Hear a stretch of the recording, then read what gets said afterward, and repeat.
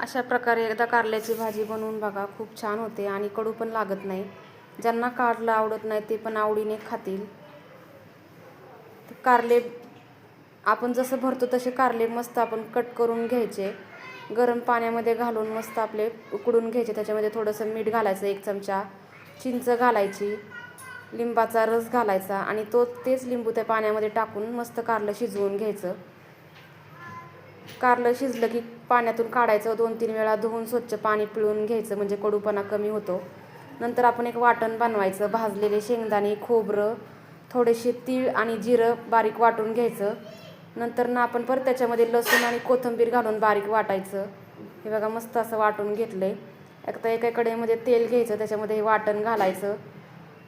कच्चापणा कमी होईपर्यंत मस्त आपलं 3-4 मिनटं चांगलं परतून घ्यायचं.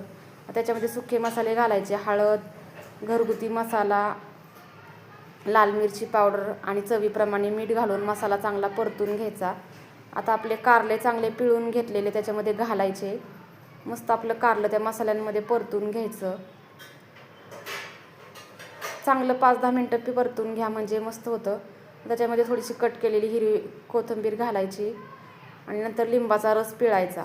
लिंबाने परत जर थोडं कडू राहिलं असेल तर ते कडूपणा कमी होतं. अशा प्रकारे कारलं करून बघा, खूप छान होतं.